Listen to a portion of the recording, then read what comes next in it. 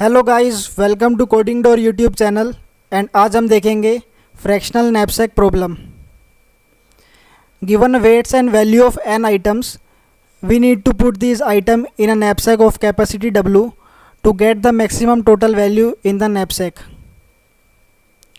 यहाँ पर हमें एग्जांपल गिवन है, हमें 3 आइटम्स गिवन है एंड बैग की कैपेसिटी 50 गिवन है। यहाँ पर पहली आइटम दी हुई है जिसका प्रॉफिट 60 है एंड वेट 10 है। यहाँ पर सेकंड आइटम का प्रॉफिट 100 एंड वेट 20 दिया हुआ है एंड थर्ड आइटम का प्रॉफिट 120 एंड वेट 30 दिया हुआ है। हमारे पास बैग की कैपेसिटी 50 है, मींस इन 3 आइटम्स में से हमें ऐसे आइटम्स पिक करनी है कि हमारा जो बैग है वो फुल हो जाए एंड जो प्रॉफिट जो हमें मिले वो मैक्सिमम मिले। इसमें हम आइटम्स को ब्रेक भी कर सकते हैं। इसका एक्सप्लेनेशन देख लेते हैं। यहाँ पर राइट साइड में मैंने एग्जांपल लिख लिया है, आइटम्स का प्रॉफिट लिख लिया है एंड आइटम्स का वेट एंड जो मेरे बैग की कैपेसिटी है। यहाँ पर 20 वेट दिया हुआ है पहली आइटम का एंड प्रॉफिट 100 दिया हुआ है। पहले मैं क्या करूँगा, इसकी रेशो निकाल लूँगा, मींस 1 ग्राम आइटम का प्रॉफिट निकाल लूँगा ताकि मैं पता लगा सकूँ कि किस आइटम में मुझे ज़्यादा प्रॉफिट मिलेगा। तो उसके लिए मैं रेशो निकाल लूँगा एंड उससे पहले मैं क्या करूँगा, इन तीनों आइटम्स के प्रॉफिट, वेट एंड रेशो एक स्ट्रक्चर में कॉपी करा लूँगा।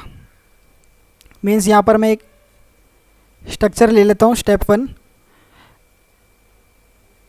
जिसके अंदर 3 एलिमेंट्स होंगे, प्रॉफिट, वेट एंड रेशो। पहली आइटम का प्रॉफिट 100, वेट 20 और इसका रेशो कैसे निकालूंगा मैं, प्रॉफिट बाय में weight is equal to 5, means ratio मेरा 5 आ गया। देन सेकंड आइटम का profit 60, weight 10 and ratio 6। Third item का प्रॉफिट 120, वेट 30 एंड रेशो 4। ये मेरा स्ट्रक्चर बन गया और तीनों वेरिएबल्स एक ही स्ट्रक्चर में स्टोर हो गए हैं। देन मैं क्या करूँगा, जो ये मेरा रेशो निकला है ये मुझे बताएगा कि किस आइटम में मुझे ज़्यादा प्रॉफिट हो रहा है। जिसका रेशो जितना ज़्यादा आएगा उस आइटम में उतना ही ज़्यादा प्रॉफिट होगा। तो मैं इसे रेशो के अकॉर्डिंग सॉर्ट कर लूँगा, मीन्स जिसका रेशो ज़्यादा होगा उसको मैं पहले लिख लूँगा स्ट्रक्चर में। यहाँ पर मैं इसे शॉर्ट कर लेता हूँ। सेकंड आइटम का रेशो ज़्यादा है तो मैं सेकंड आइटम को पहले लिख लेता हूँ, देन फर्स्ट आइटम को लिख लेता हूँ, देन थर्ड आइटम को लिख लेता हूँ। ये मेरा स्ट्रक्चर सॉर्ट हो गया है।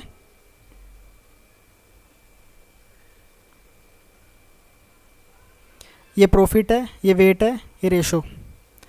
देन मैं क्या करूँगा,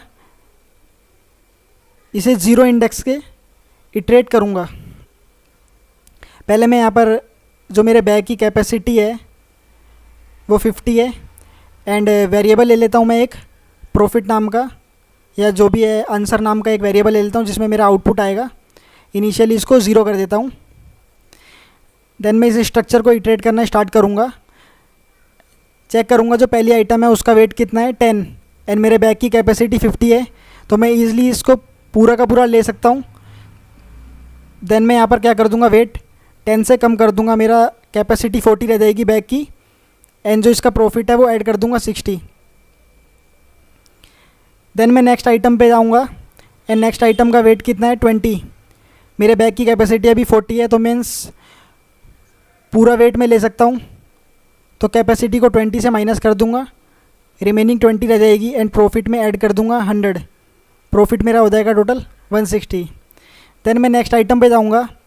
नेक्स्ट आइटम का वेट जो है मेरा 30 है, बट जो कैपेसिटी मेरी अवेलेबल है वो 20 है। तो मुझे इस आइटम को ब्रेक करना पड़ेगा। ब्रेक कैसे करूँगा मैं, यहाँ पर मैं एक फॉर्मूला लिख देता हूँ। जो मेरी अवेलेबल कैपेसिटी है वो 20 है एंड आइटम का वेट 30 है, उसको नीचे लिख लूँगा एंड जो आइटम का प्रॉफिट है उसको मल्टीप्लाई में। इसको सोल्व करूँगा तो 3 4 20 80 मीन्स मैं इसमें से 30 में से 20 वेट ले लूँगा और 20 वेट का प्रॉफिट मुझे कितना मिलेगा 80।